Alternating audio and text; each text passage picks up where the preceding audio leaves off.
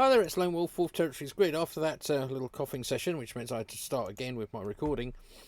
So I'm going to talk to you a bit about today, and I forgot to start off in world, but that's okay. So I'm going to talk to you a bit of today about our new cluster. So obviously we, as a grid, we've grown exponentially over time, and it's growing still, and there's more and more people joining our grid. And that's fine, but we've got to think about the future, and obviously got to think about growing the grid and what we do. And one of the things we wanted to do is we're starting to test out and look at using Harvester, which is a product by Suzy, I think they're called, for doing and it's composed of lots of different components that are all open source, and it's really, really cool. And we wanted to test it and start building our own brand new cluster with some new features and some new servers. But the biggest problem we had was that most service providers do not support installing. So when you rent a server, and anybody who's let's see, where are we? So this is a one provider. That's our DNS. This is a one provider server. So if I go into dashboard, and it's a little server. So I'm renting a few servers from this provider. They're just these are just test and demonstration servers and things we use for just testing that out. So we've got a pretty standard little server. It's got 64 gig of RAM. It's an AMD Ryzen 7, couple of 3 terabyte hard disks. And the real problem is that when you want to go to install it, so go to reinstall here, when you first get it, the choice of operating systems is actually very limited, and you can't install a custom operating system. That's a problem. So what I'm going to talk to you about today is how you can install a custom operating system without needing a KVM or anything like that. For those of you who don't know, a KVM allows you, or it technically should, but some of the older ones are not big enough, to install another operating system that's not here. So you download a CD image, you upload it to the KVM, and then boot the server, and it'll install it. But the problem here is that they don't allow that. And I did rent a KVM from them, but unfortunately only allowed for tiny ISOs to be uploaded. It was from like 2001. So then we've got a problem, because we've got a server and we can't upload Harvester to it. So having gone around the houses, I tried editing something called the Grub bootloader and making it boot the ISO. Couldn't get it to work that way. So what I did basically was install Debian 12 on it. That's that one there. That's a pretty standard install. You can use Ubuntu or whatever. Then I boot the thing into rescue mode. Okay, and you can see it's in rescue mode now. And then what I did was to create a VM of the ISO. So create a virtual machine of the ISO using what's it called?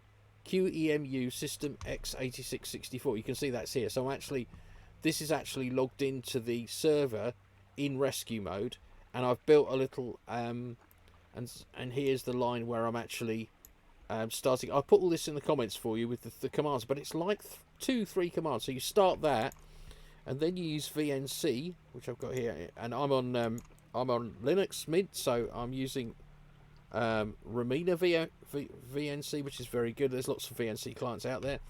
So you VNC into the server, the virtual machine that you created, and bosh, it's booting, and I'm actually installing it right now.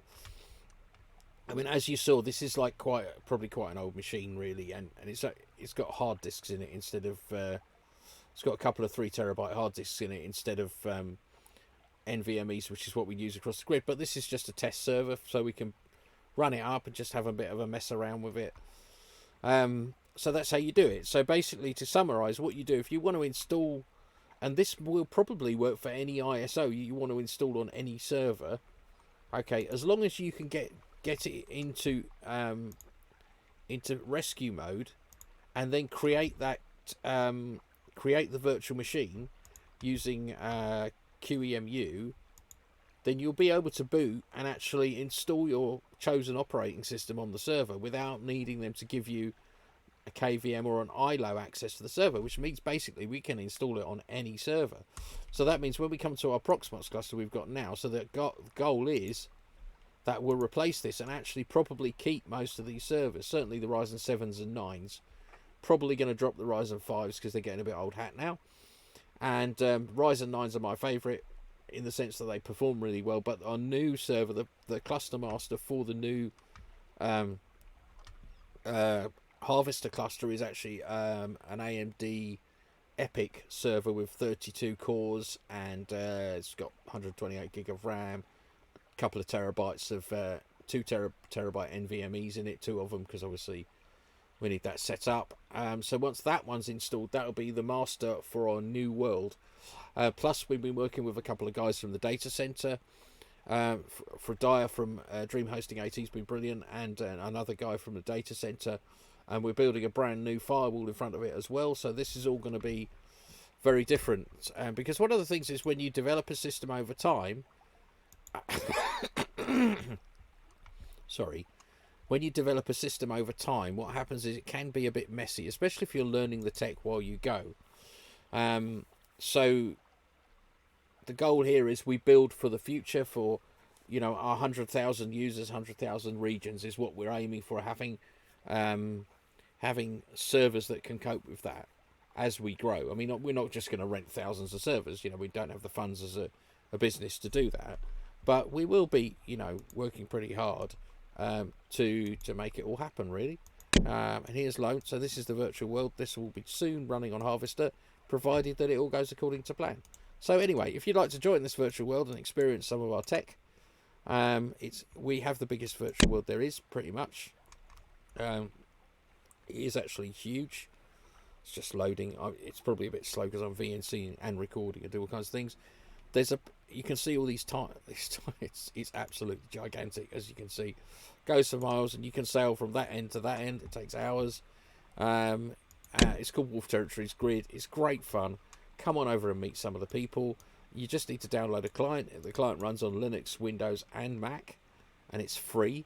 And you can create a free account. Come and meet us and come and join us. And if you want to meet me, I'm Lone Wolf. You can just find me on the grid. I'm this tremendously good-looking chap. You know, so you can come see some of our tech, have a bit of a chat about it. And so you can.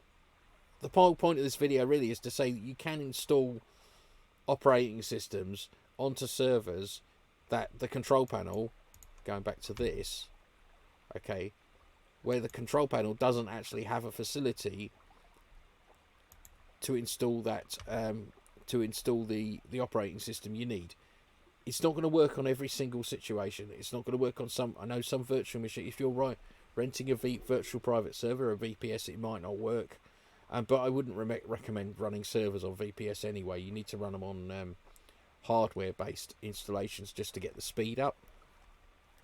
Really, for the sort of way of virtualizing, you don't want to virtualize on top of virtualization. So I know some people have been installing Proxmox and then virtualizing Harvester on top of it. I think it's just a terrible idea, because you're then dealing with two levels of virtualization. Much better just to have one.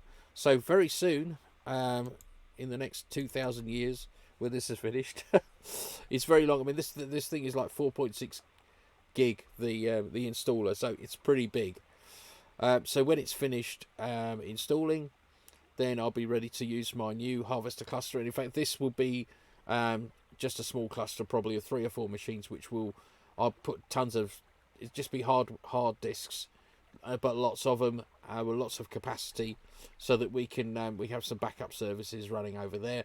We'll probably use it for ISOs and things like that. At the moment, we're using Cloudflare R2 cloud storage for ISOs, but this might be a bit quicker. And also the other thing is that, you know, we do pay a lot for people uploading stuff. So this will actually be cheaper to actually rent more servers. So we're going to have 2 clusters really. We'll have the main grid cluster, and then this little cluster sitting off at the side, which we can use for testing. We can use for storing stuff. But it's all going to run under Harvester, which is a very, very cool bit of kit. If you want to find out more about Harvester as well and how we're using the grid, do go back to our community meeting when we talk a lot about the grid and the community. I know this is incredibly boring technical stuff, but just wanted to. We like to be really transparent with this grid about what we're doing and how we're doing it. This is new tech for us, but we're very excited about it. I think it's going to give us some extra options. I mean, just to put a little caveat in here, we might test this and find it won't work, or there's an issue or something that means that, despite the fact it's got some incredible features, we just have to stick with Proxmox. But even then, we're still going to have to rebuild the Proxmox cluster. Certainly in terms of the way the IPs work and things like that, and the way the servers are talking to each other, there's a lot more efficient ways of doing it. So that's that. And yeah, so there we go. So if you'd like to join the grid, you don't need a server, just need a computer. Go to www.wolf-grid.com like this, and you'll come to this beautiful page. And all you do is follow this part here where it says how to log in, join the grid. Come and find me. Let's have a chat.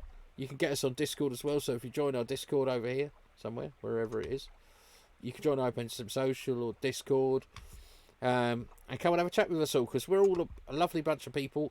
I do know some of this is incredibly boring and you're probably not interested, but you know, it's really exciting tech, and the tech's going to be used for other things as well, because we also build websites and do all kinds of web-based systems and all kinds of things.